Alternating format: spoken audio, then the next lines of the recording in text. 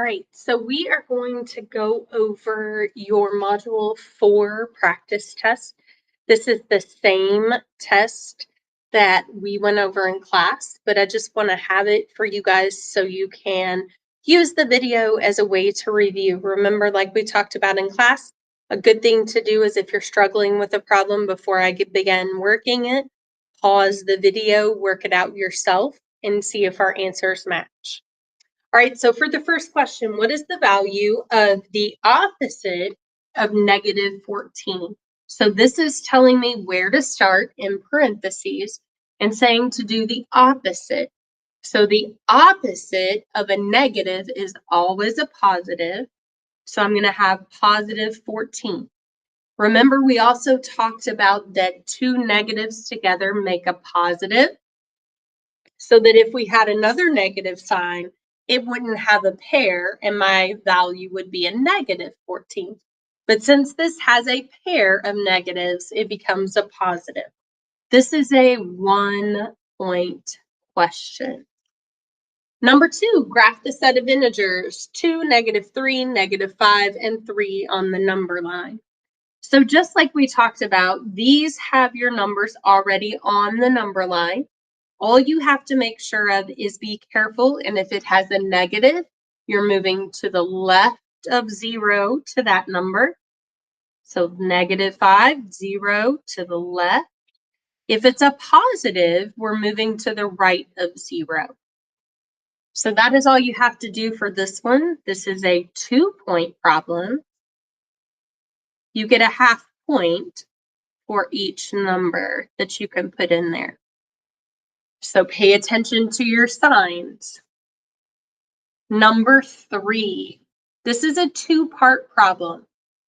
Bob and his dad were digging a pool. The deepest part of the pool is 12 foot. They start digging at sea level. Part A, where on the number line would you plot a point to represent the sea level location? Explain your reasoning. So 0 is where we would plot it on the number line, and you're welcome to draw a number line if you need it. So here they are at 0, and then it says explain your reasoning. So my reasoning is because 0 is sea level. This is a 1-point question. You get half a point for the number, and then your other half a point comes that you can do the explain part.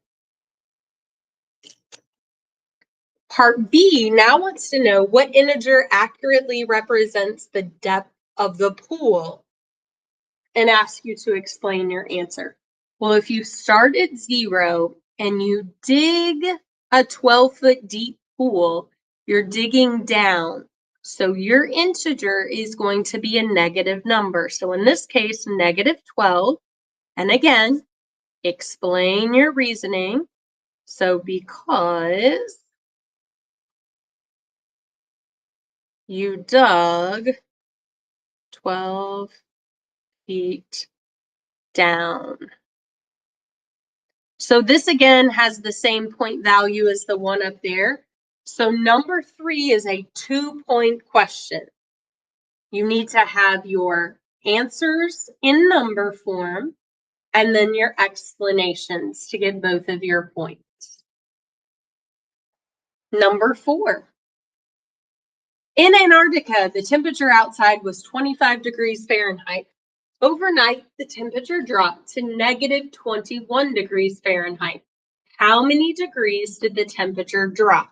So just like we talked about in class today, here we are at 0. The temperature was at 25 degrees Fahrenheit, and it dropped down to a -21 degrees Fahrenheit.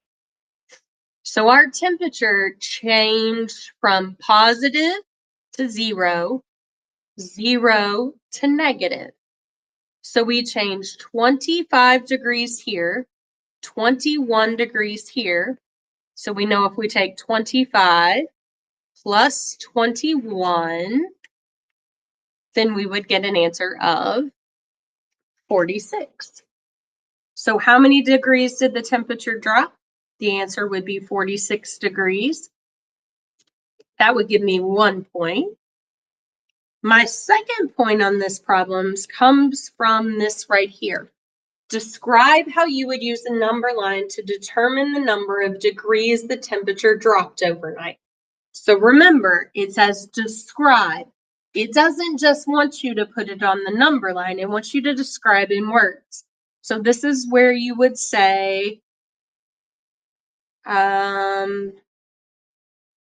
move from 25 to 0, move 0 to negative 21, and then add the distances. We know distances are always positive.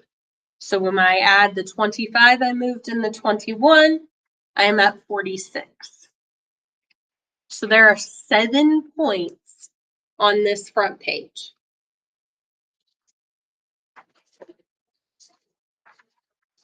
Right? That takes us to number 5 on the back of the front page. It says, Trent is building a sandcastle with a moat around it for drainage.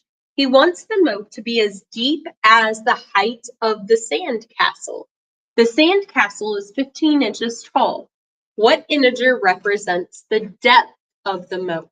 So it's asking me not how far did the moat travel from where they began digging down. It's asking me what integer represents where they are when they're down in the moat. So my answer would be negative 15. Explain your reasoning. Because 15 and negative 15 are opposites. This is where that vocab comes in. They are opposites.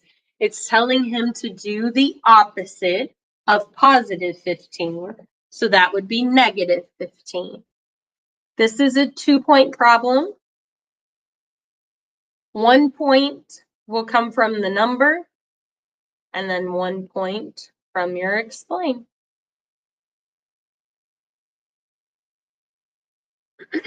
Number 6. Daniel dropped a penny in the fountain.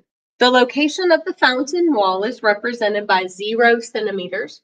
The location of the penny after the fall is negative 18. How far did the penny fall?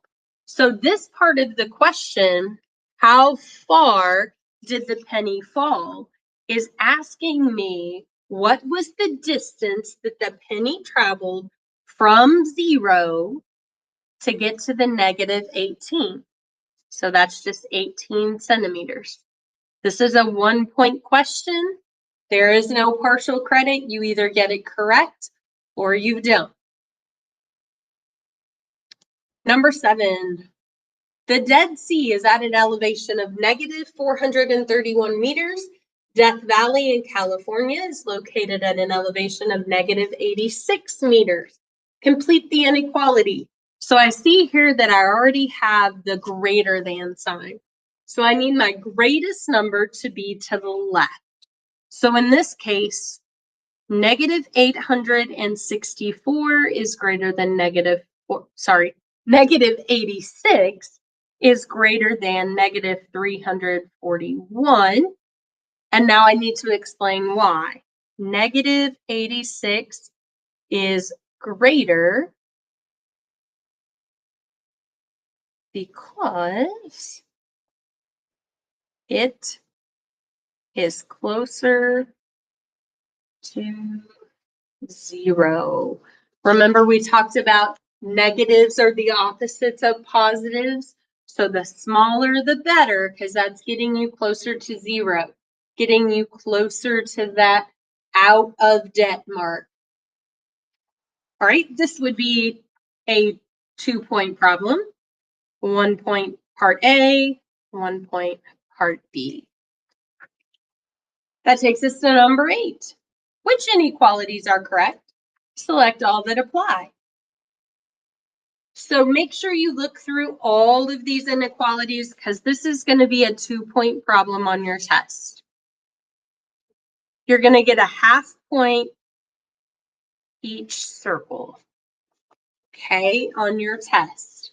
So when I look, I know that -8 is not greater than -5 because I just explained up here that when I have negative numbers, I want the smaller. So that one doesn't work. If I have a negative and a positive, I want the positive number because remember we talked about negatives like owing somebody something. Positive means I have it. So I'd rather have $13 than have to owe somebody 12. Same thinking here. I'd rather have 3 than owe 3. So that one can't be true. 0. I would be better off to have $0 than to owe somebody $27. So that one is correct.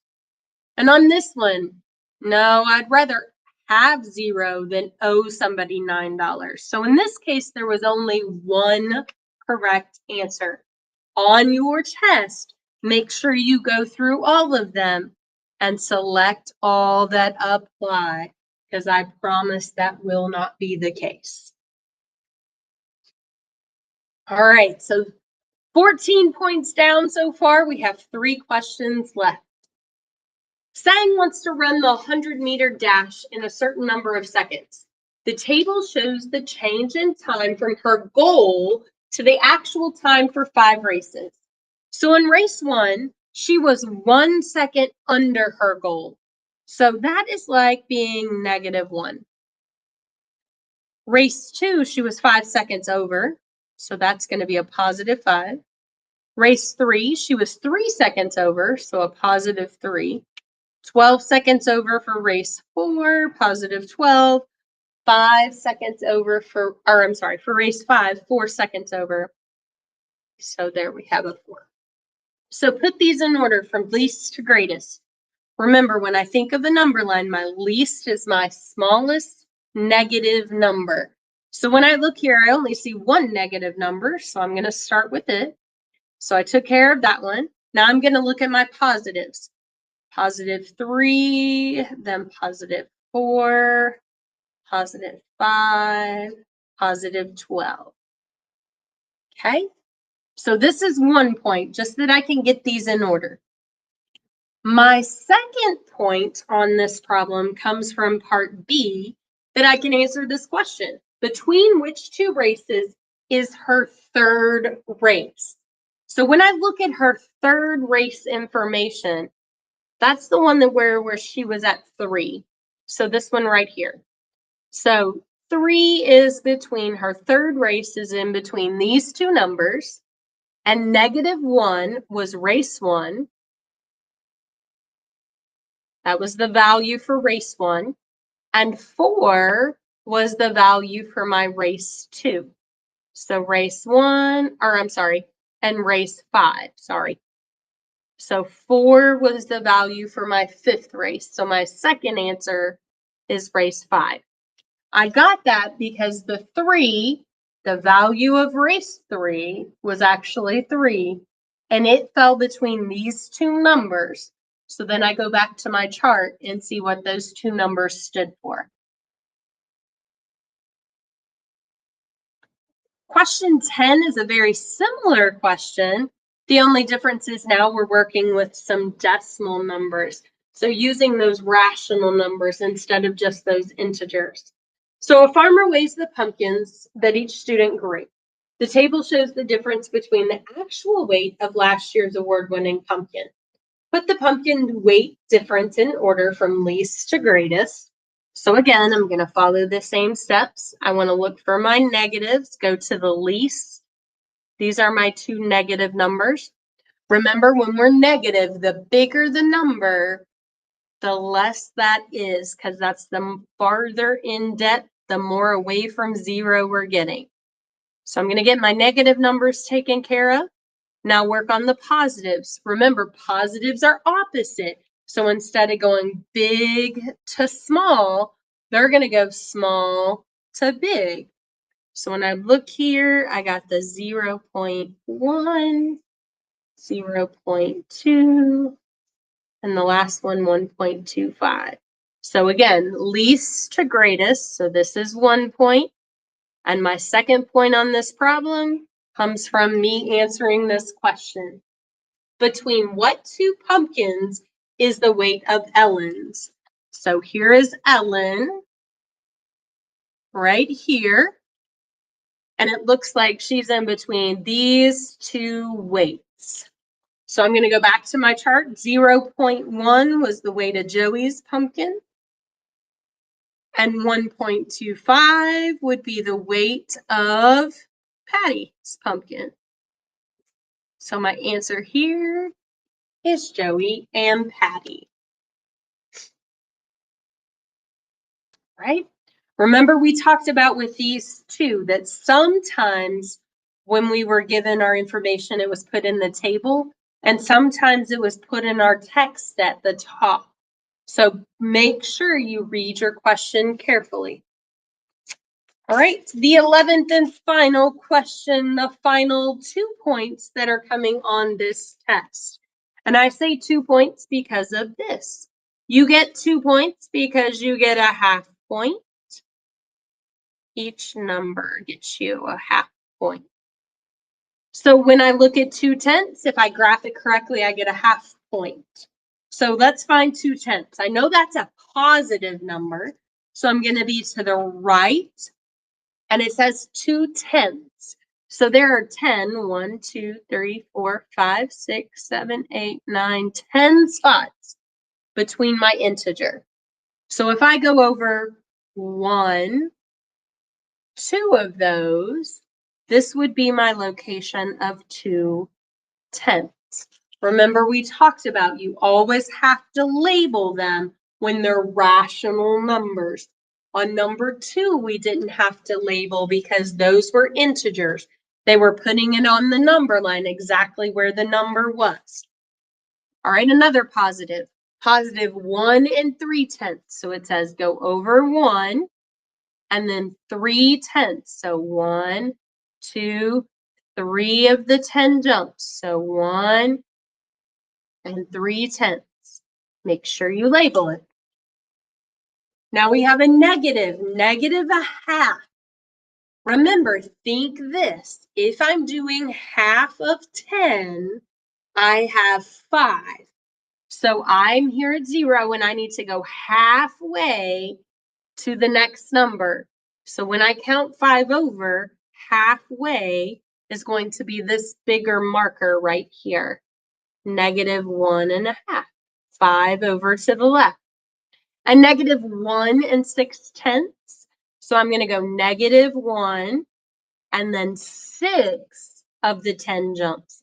So 1, 2, 3, 4, 5, 6. So this would be -1 6/10.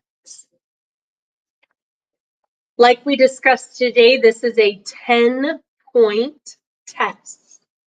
Not questions, but 10 points. So that means if you miss 2 points, you can get an A still. 4 points still keeps you in that B range, and 6 points would still keep you in that C range. But remember, we're talking points, not questions.